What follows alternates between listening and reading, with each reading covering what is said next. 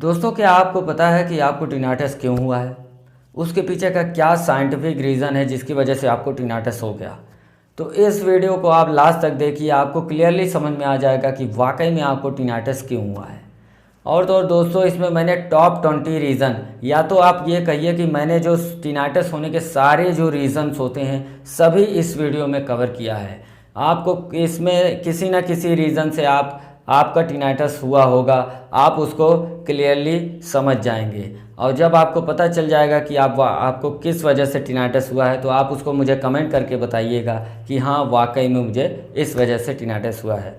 दोस्तों, जानकारी के लिए मैं बता दूं कि मैं भी एक टिनाटस का पेशेंट था। मुझे भी 3 साल से टिनाटस की प्रॉब्लम थी और इससे मैं काफ़ी परेशान था, फोकस नहीं कर पाता था, इरिटेट था, कंसंट्रेशन नहीं हो पाता था, नींद आने में प्रॉब्लम होती थी, कई तरह की इरिटेशन हो गया था, लाइफ को पूरी तरह से एंजॉय नहीं कर पा रहा था और पूरी तरह लाइफ डिस्टर्ब हो गई थी, बोरिंग हो गई थी।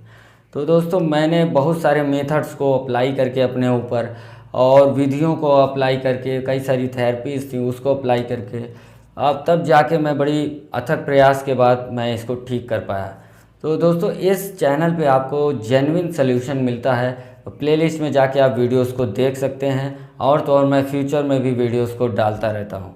तो चलिए शुरू करते हैं आज के इस वीडियो में। जो टॉप 20 रीज़न हैं जो टिनाटस होने का, जो मैं तो कहूँगा कि ओवरऑल जो होता है टिनाटस होने का, जो रीज़न्स सारे होते हैं वो सारे मैंने इस वीडियो में कवर किए हैं। पूरे यूट्यूब पे आपको ये वीडियो पहली बार आपको ये मिलेगा। तो चलिए दोस्तों, शुरू करते हैं इस वीडियो को। तो सबसे पहला दोस्तों इसमें रीज़न आता है टिनाटस होने का, वो है नॉइज़ ट्रॉमा। नॉइज़ ट्रॉमा दोस्तों क्या होता है कि शोर से जब आपको टिनाटस हो जाए। शोर से दोस्तों टिनाटस कैसे होता है, इस वीडियो में इसके लिए मैंने एक अलग से कॉक्लियर हेयर पे एक सेपरेट वीडियो बनाया हुआ है, उसमें आप डिटेल में समझ सकते हैं वाकई में नॉइज़ ट्रॉमा से, शोर से कैसे टिनाटस हो जाता है। तो शोर से मैं आपको शॉर्ट में समझा देता हूँ। कॉक्लियर हेयर डैमेज होता है दोस्तों, कान के हमारे इनर पार्ट जो होता है, सबसे अंदरूनी भाग, कान के जो 3 हिस्से होते हैं, सबसे पहला बाहरी पार्ट जो होता है हमारा ये कैनाल, उसके बाद मिडिल पार्ट आता है कान का जिसमें 3 बोन्स होते हैं, आपका टिम्पेनी मेम्ब्रेन जो कान का पर्दा होता है, उसके बाद सबसे इनर पार्ट में आता है थर्ड पार्ट जिसको अंदरूनी भाग कहते हैं कान का, उसमें होता है कॉक्लिया। कॉक्लिया के अंदर होता है कॉक्लियर हेयर सेल, छोटे छोटे हेयर सेल होते हैं जो कि हाई फ्रिक्वेंसी की आवाज़ जब कान में जाती है, बहुत ही ज़्यादा फ्रिक्वेंसी वाली आवाज़, शोर वाली आवाज़, ज़्यादा हाई पिच की आवाज़ जाती है, तो वो क्या होता है, हेयर सेल जो होते हैं छोटे छोटे वो डैमेज हो जाते हैं। डैमेज होने की वजह से दोस्तों वहाँ क्या होता है कि वो आप बाहर से आने वाली आवाज़ को सही तरीके से ब्रेन को नहीं भेज पाता है, दिमाग को नहीं भेज पाता है, उसको सही तरीके से मॉड्यूलेट करके, कन्वर्ट करके ब्रेन को नहीं भेज पाता है, इलेक्ट्रिकल सिग्नल में कन्वर्ट करके नहीं भेज पाता है। तो इस वजह से क्या होता है कि वो जो डैमेज हेयर सेल है, जो ख़राब हेयर सेल है, वो क्या करते हैं, कई तरह का वो वाइब्रेशन, कंपन करने लगते हैं और वो तरह तरह की नॉइज़ जनरेट करने लगते हैं, शोर उत्पन्न हो जाता है वहाँ पे, जैसे कि आपको पी सी सीटी जैसी आवाज़ और कभी कभी तो झींगुर जैसी आवाज़ आपको सुनाई देने लगता है। तो ये है सबसे एक मुख्य कारण जो कि शोर से अधिकतर लोगों को टिनाटस हो जाता है। तो दूसरा रीज़न दोस्तों इसमें आता है जो कि लगभग नॉइज़ ट्रॉमा ही आप बोल सकते हैं, शोर से ही हो जाता है, वो है वेस्टिबुलर कॉक्लियर नर्व।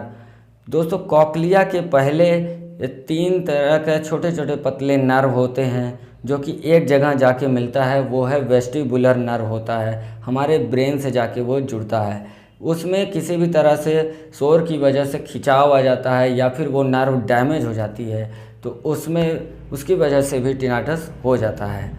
तो ये मुख्यतः शोर से होने वाले टिनाटस थे। तो ये पहला मुख्य कारण था दोस्तों। दूसरा मुख्य कारण दोस्तों, जब आपको टिनाटस हो जाता है, आप हो जाते हैं बहुत इरिटेट, परेशान, फोकस नहीं कर पाते हैं और कई तरह की प्रॉब्लम आप फेस करने लगते हैं। इसकी वजह से दोस्तों आप चले जाते हैं डॉक्टर के पास।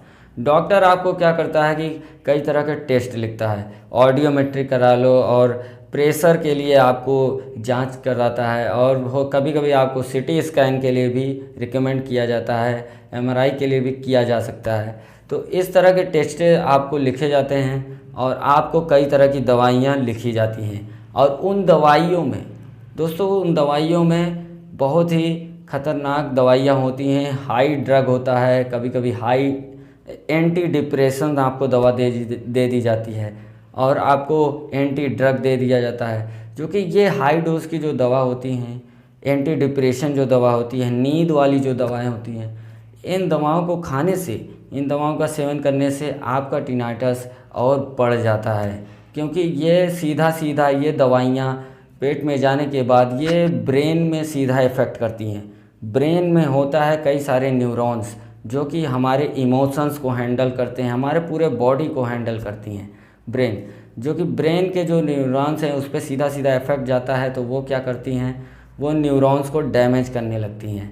तो इस वजह से क्या होता है कि हाई जो आपका जो आवाज़ है वो बहुत तेज़ी से बढ़ जाता है, क्योंकि न्यूरॉन्स बहुत तेज़ी से डैमेज होने लगते हैं, कान के भी और ब्रेन के भी, क्योंकि कान से जो सिग्नल पास हो रहा है साउंड वेव, वो इलेक्ट्रिकल सिग्नल में कन्वर्ट होके जाता है और इलेक्ट्रिकल सिग्नल में साउंड को आगे जो भेजने का काम करता है वो काम करता है न्यूरॉन्स।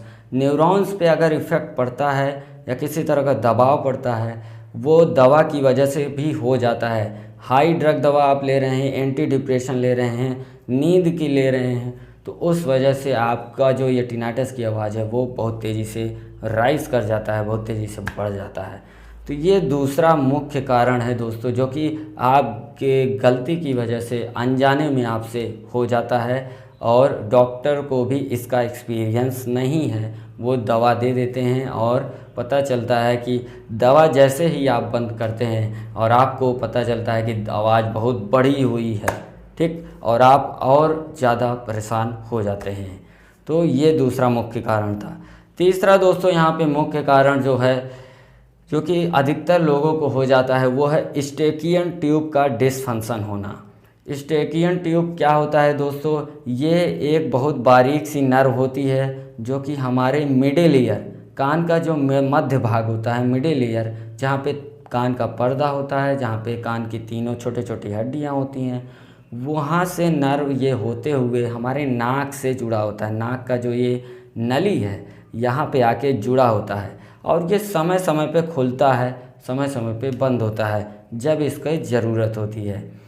इसमें होता क्या है दोस्तों, यह इस नर्व का काम क्या होता है, स्टेकियन ट्यूब जो होता है इसका काम होता है हमारे पर्दे और जो हमारा जो नाक है उसके बीच, जो कान का मध्य भाग है और जो ये नाक का जो नली है, इसके बीच प्रेशर को बैलेंस करने का काम करता है।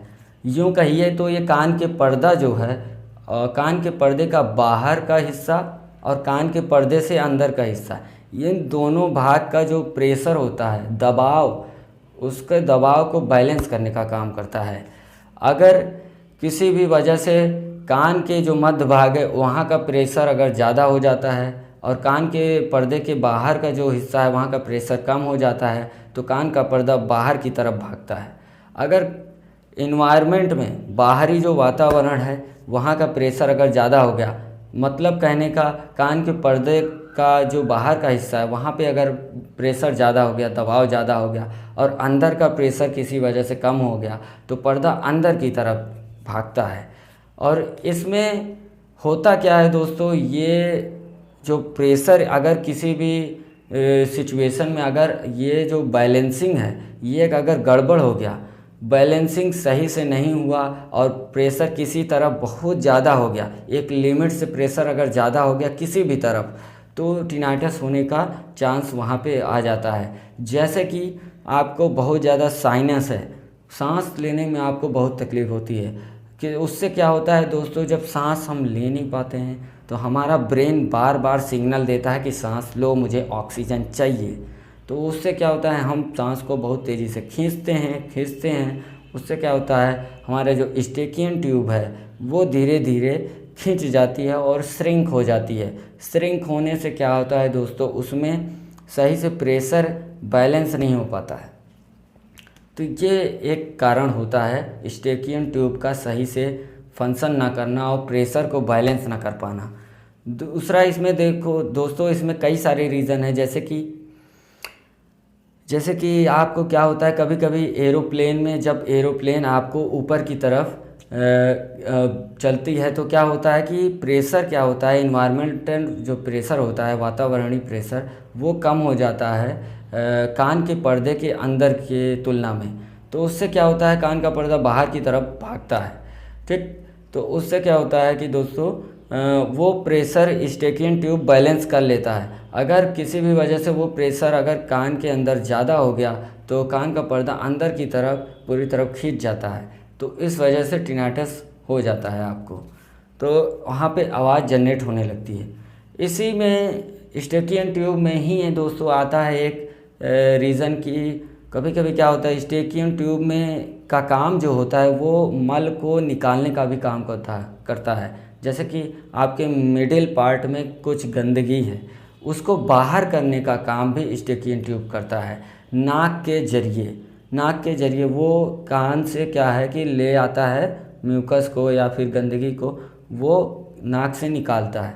लेकिन होता क्या है दोस्तों कि वो किसी भी वजह से क्या होता है कि उसमें कोई इंसेक्ट चला गया या फिर वो सही से फंक्शन नहीं कर रहा है, खिंचाव की वजह से उसमें सूजन आ गया, तो उसमें छोटे छोटे सिलिया होता है। सिलिया का काम क्या होता है कि वो म्यूकस को आगे की तरफ ठेलता है।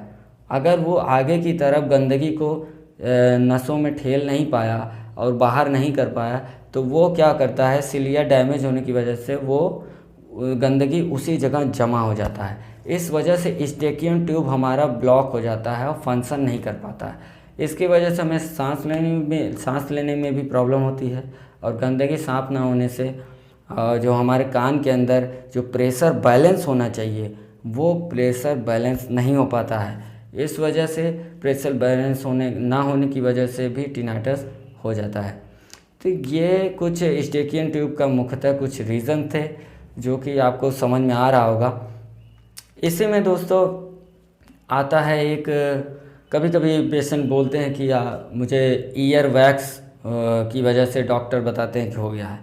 ईयर वैक्स में दोस्तों क्या होता है कि बहुत समय से अगर हमने कान की सफाई नहीं की है तो प्रेशर बैलेंस का ही वहाँ पे सिस्टम आ जाता है। जैसे कि टिम्पेनी मेम्ब्रेन जो होता है, हमारे कान का पर्दा जो होता है, वहाँ पे अगर आसपास बहुत ज़्यादा म्यूकस जमा हो गया, बहुत ज़्यादा वैक्स जमा हो गया, तो उससे क्या होता है, उसको अगर हमने निकाला नहीं है कई सालों से तो उसकी वजह से प्रेशर बैलेंस नहीं हो पाता है कान के मध्य भाग और कान के बाहरी भाग से।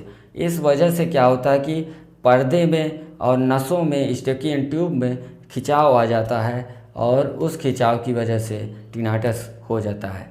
तो ये स्टेकियन ट्यूब का बहुत इम्पॉर्टेंट रोल है दोस्तों, हमारे ब्रीदिंग में भी, हमारे ब्रीदिंग के साथ साथ जो हमारी कान के मध्य भाग की गंदगी है उसको साफ़ करने में, प्रेशर को बैलेंस करने में, कान के बाहरी भाग, कान के अंदर के भाग, दोनों को प्रेशर जो बैलेंस करने में बहुत इम्पॉर्टेंट रोल प्ले करता है।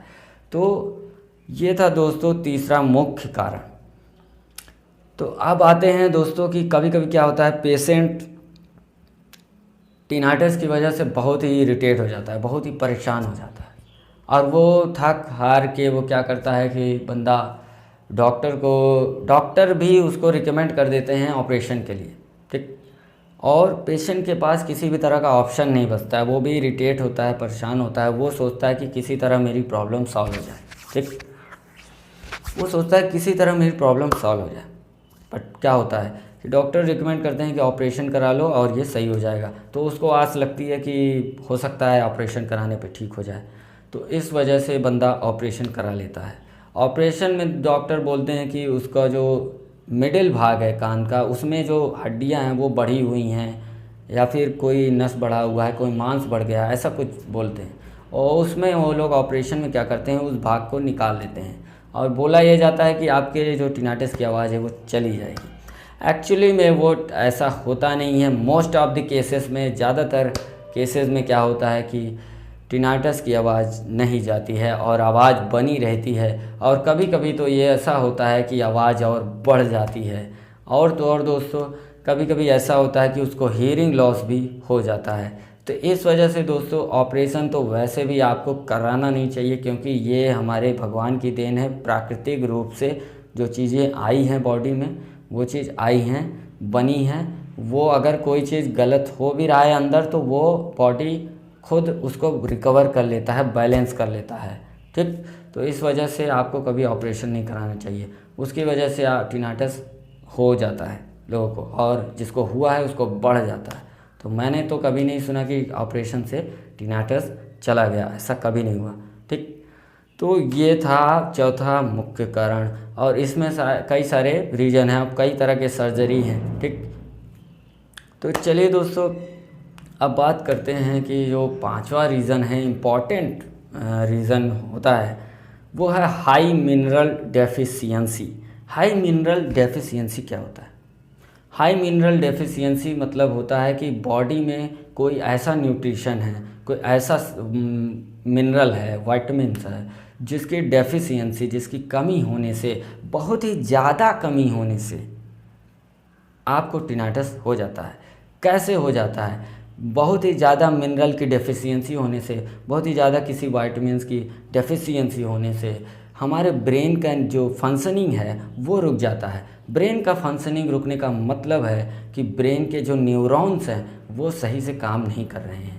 ब्रेन के न्यूरॉन सही से काम ना करने की वजह से हमारा जो साउंड, जो सिग्नल जो पास होता है इलेक्ट्रिकल सिग्नल में, ध्वनि तरंग, वो सही से नहीं जा पाता है, और न्यूरॉन्स के डैमेज होने से, मरने से कई तरह के वहाँ पे दिक्कतें आने लगती हैं, जिससे कि टिनाटस उत्पन्न हो जाता है, वो जनरेट हो जाता है टिनाटस। तो दोस्तों, मिनरल डेफिशिएंसी से भी होता है। अब ये मिनरल डेफिशिएंसी क्या है, फ्यूचर वीडियोस में आपको इसका सल्यूशन मिल जाएगा।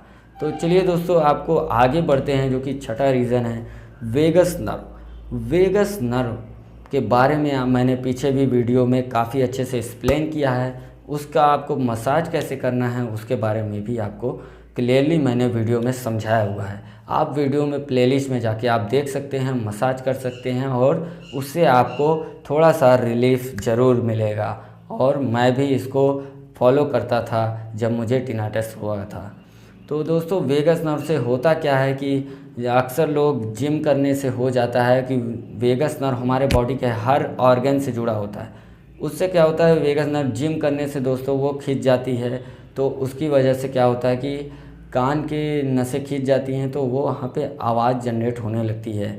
नसों में खिंचाव आने से, नसों का पतला होना, नसों में सूजन आना, उसकी वजह से कंपन शुरू हो जाता है और आवाज़ शुरू हो जाती है।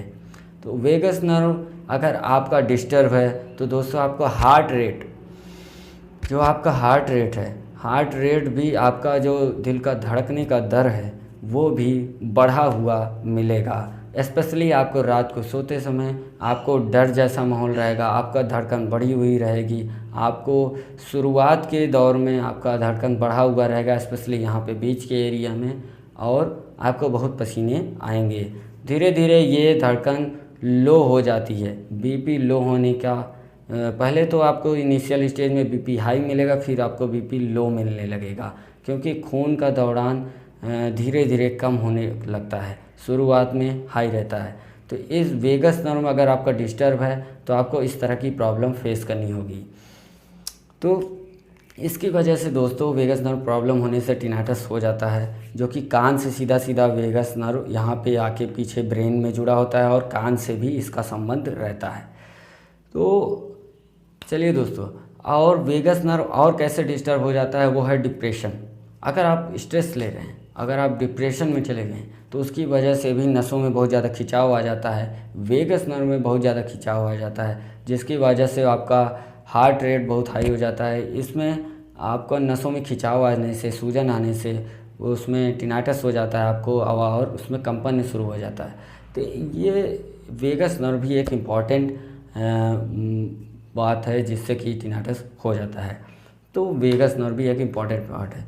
तो आगे बढ़ते हैं दोस्तों, जो टिनाटस होने का एक और मुख्य कारण होता है वो है lack of sleep. Lack of sleep का मतलब क्या है दोस्तों, अगर हम बहुत ज़्यादा अपने ब्रेन पे लोड दे रहे हैं काम का, बहुत ज़्यादा अपने ब्रेन को फोकस कर रहे हैं एक ही जगह पे, और सो नहीं रहे हैं, ठीक, नींद नहीं ले रहे हैं जितना हमें प्रॉपर नींद लेनी चाहिए, अपने ब्रेन को ज़बरदस्ती हमने मोबाइल पे 10-10 घंटे बिता दिए, 6 घंटे 5 घंटे लगातार आपने मोबाइल पे काम कर लिया, या फिर क्या लैपटॉप पे काम कर लिया, या फिर किसी भी वजह से आपने किसी भी चीज़ में आपने बहुत ज़्यादा फोकस कर दिया कंटिन्यू 5 to 6 आवर्स, तो उसकी वजह से भी आपको टिनाटस हो जाता है। आप उस वजह से क्या होता है कि आप नींद आपकी डिस्टर्ब हो जाती है, और दिन ब दिन आपकी नींद अगर आपकी डिस्टर्ब हो रही है, आप कम सोना, आप सो रहे हैं 4 ही घंटे सो रहे हैं, 3 ही घंटे सो रहे हैं, और आपका उसमें क्या होता है, ब्रेन सही से फंक्शन नहीं करता है।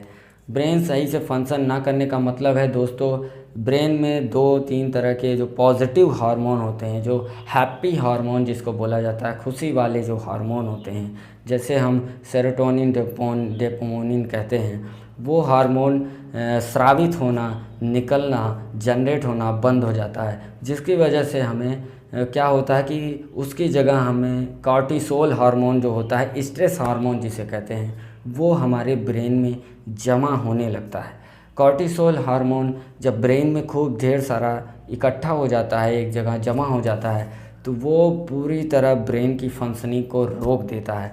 ब्रेन की फंक्शनिंग को रोकने से क्या होता है दोस्तों, कई तरह की प्रक्रियाएं रुक जाती हैं, और उसमें क्या होता है, हमारा जो ऑडिटरी नर्व है, ऑडिटरी नर्व जो कान के ऊपर से यहाँ से गई हुई है, वो सही से फंक्शन नहीं करती है, क्योंकि दोस्तों ऑडिटरी नर्व में भी न्यूरॉन्स होते हैं, वो भी सही से फंक्शन नहीं करेंगे तो आपको टिनाइटस हो जाता है, और तो और हियरिंग लॉस भी हो जाता है। तो इस वजह से दोस्तों स्ट्रेस नहीं लेना चाहिए टिनाइटस में, किसी भी तरह का जानबूझ के आपको स्ट्रेस नहीं लेना है। टिनाइटस में प्रॉब्लम होती है, लेकिन आपको इसे हैंडल करना है, आपको इसे मैनेज करना है, ठीक। और तो और आपको जो मैंने सॉल्यूशन के वीडियोस दिए हैं उसको देखिए, और फ्यूचर में जो वीडियोस आने वाली हैं उसको भी देखते रहिए, और उसको फॉलो कीजिए। जो ईमानदारी से फॉलो करेगा उसको रिज़ल्ट ज़रूर मिलेगा। तो उसके बाद दोस्तों बढ़ते हैं, जो कि एक टिनाइटस हो जाता है दोस्तों, पल्सेटाइल टिनाइटस जिसे कहते हैं। पल्सेटाइल टिनाइटस में एक्चुअली होता क्या है दोस्तों कि कान में क्या होता है, कान के आसपास के एरिया में आपको चिट चिट की आवाज़ आती है। ध्यान से सुनिए दोस्तों, ये कोई नसों की आवाज़ नहीं होती है। टिनाइटस में नसों की आवाज़ आपको नॉर्मली वैसे पड़ पड़ टिट इस तरह का आवाज़ आएगा, चिटपट, लेकिन पल्सेटाइल टिनाइटस में क्या होता है दोस्तों कि कान के आसपास के एरिया में हमेशा टिट टिट टिट इस तरह की आवाज़ हमेशा चलती रहती है, चिट चिट ऐसे करके। उसमें होता क्या है, इस क्यों हो जाता है, ये किस वजह से होता है? ये होता है इस वजह से है कि दोस्तों आपने बहुत ज़्यादा स्ट्रेस लिया, डिप्रेशन में गए, और एक्चुअली में क्या होता है, ब्रेन के किसी हिस्से में जो न्यूरॉन्स हैं, ब्रेन के किसी हिस्से में न्यूरॉन्स क्या हैं, न्यूरॉन्स जो होते हैं, वो जो उनका जो सिग्नल पास करने का जो प्रोसेस होता है, जो तरीका होता है कि सिग्नल को इस पॉइंट से यहाँ तक जो सिग्नल को पास करने का जो प्रोसेस होता है, जो पोटेंशियल डिफरेंस होता है, विद्युत विभवांतर जिसे हम कह देते हैं इलेक्ट्रिक में, इलेक्ट्रिक पोटेंशियल को सही से ट्रांसफ़र करने का जो प्रोसेस होता है वो सही नहीं हो पाता है। मतलब कि यहाँ पे होता क्या है, एग्जैक्ट क्या होता है कि यहाँ पे इलेक्ट्रिक शॉर्टिंग होती है।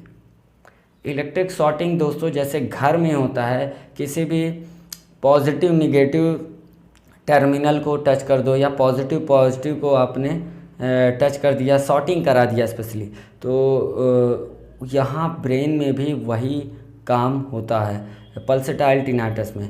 यहाँ पे क्या होता है कि न्यूरॉन्स जो सिग्नल भेज रहा है, वहाँ पे क्या होता है कि इलेक्ट्रिकल जो डिफरेंस आ रहा है, पोटेंशियल डिफरेंस, वहाँ भी उसका जो डिफरेंस है वो मैनेज नहीं हो पाता है। यूँ कहिए कि शॉर्टिंग एक तरह से हो जाती है, पॉजिटिव निगेटिव टर्मिनल एक दूसरे को शॉर्ट करते रहते हैं। जब पॉजिटिव निगेटिव टर्मिनल एक दूसरे को शॉर्ट करते हैं, न्यूरॉन्स में शॉर्टिंग होती रहती है, एबनॉर्मल एक्टिविटी भी बोल सकते हैं इसको। शॉर्टिंग की वजह से ये चिट चिट इस तरह की आवाज़ उत्पन्न होने लगती है। घर में दोस्तों जैसे शॉर्टिंग कराओगे तो चिट इस तरह की आवाज़ आती है वायर के अंदर भी, उसी तरह न्यूरॉन्स के अंदर भी जब शॉर्टिंग होती है इलेक्ट्रिकल पोटेंशियल डिफरेंस का जो शॉर्टिंग कराया जाता है, शॉर्टिंग होने लगती है, एबनॉर्मल एक्टिविटी होने लगती है न्यूरॉन्स में, तो पल्सेटाइल टिनाटस हो जाता है। पल्सेटाइल टिनाटस दोस्तों 2-3 तरह का होता है, चिट चिट पट पट, इस तरह की अलग अलग आवाज़ें आने लगती हैं और वो कंटिन्यू चलता है। तो और थोड़ा सा ये आवाज़ ज़्यादा भी हो सकती है, कम भी हो सकती है। तो ये रहा दोस्तों आपको ये ओवरऑल टिनाटस होने का कारण। इसमें आपको क्लियरली समझ में आ गया होगा कि वाकई में आपको टिनाटस क्यों होता है। ठीक, जैसे दोस्तों नॉइज़ ट्रॉमा में मैंने बताया कि आपको साउंड की वजह से हो जाता है, बहुत लोगों साउंड का है डीजे की वजह से भी, किसी भी तरह से आपको हो जाता है। आपको ये इस पूरे ओवरऑल वीडियो को देखने पे समझ में आ गया होगा कि वाकई में आपको टिनाटस क्यों हुआ है। तो आप इसको मुझे कमेंट करके बताइए कि आपको टिनाटस कैसे हो गया, नींद की वजह से, स्ट्रेस की वजह से, साइनस की वजह से, कोल्ड की वजह से, या फिर आपको डीजे की आवाज़ से, शोर से हो गया, या किसी भी तरह जो या फिर आपको स्टेकियन ट्यूब डिस्फंक्शन जैसे कि आपको साइनस था। ठीक, इन सब वजह से जिस भी वजह से आपको हुआ है उसको आप कमेंट करके बताइए। आपको अब तक क्लियरली समझ में आ गया होगा कि वाकई में आपको टिनाटस क्यों हुआ है। तो ओके दोस्तों, इस चैनल पे आपको पूरा सल्यूशन इसका मिलेगा, टेंशन लेने की ज़रूरत नहीं है। तो इस चैनल पे आप बने रहिए, चैनल को सब्सक्राइब करना मत भूलिएगा, चैनल को सब्सक्राइब कर लीजिए जिससे कि आपको आगे की नोटिफिकेशन मिलती रहेगी। तो चलिए दोस्तों, मिलते हैं नेक्स्ट वीडियो में आपको एक बहुत ही बेहतरीन टिनाटस जो उसका सल्यूशन है उस वीडियो के साथ। तो मिलते हैं दोस्तों नेक्स्ट वीडियो में, धन्यवाद।